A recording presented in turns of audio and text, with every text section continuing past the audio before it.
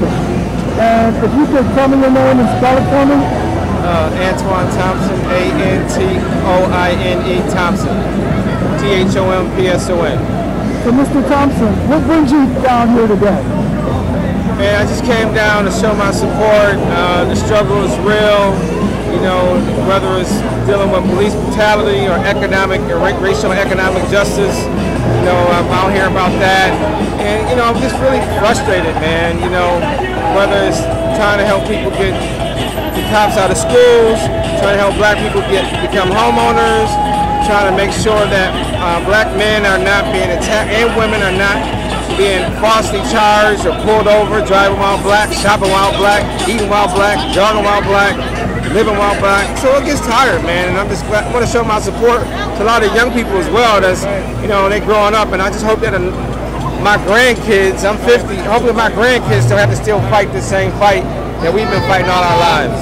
So I'm just showing my support. So as you show your support, what ideas or strategies would you like for people to do in order to remedy this problem?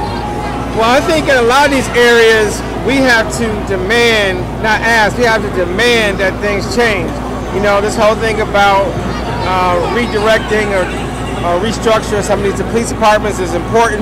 The same thing needs to happen with the banking system, the housing system.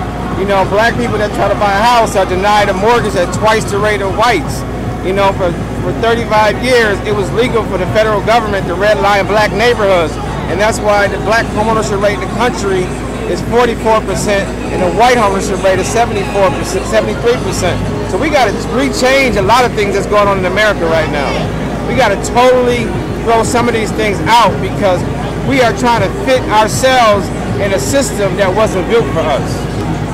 And could you explain a little bit more of that, or what do you think is the root of this problem? And I think you just hit on it, but if you could just expand the root of this problem. A lot of it is built, we got a police system that was really built to police us, not to really protect us. We have a housing system that wasn't really built for us because when it was built, the financing, it excluded us. So we wonder why our neighborhoods are the condition they are in. It's because we're trying to tinker out a system that needs to be totally restructured and built from a position of equity and not necessarily equality. We've been on an equality trip for a long time, and when Dr. King was killed, he was talking about equity, right? And so we got to talk about racial equity and not just racial equality. And that's different.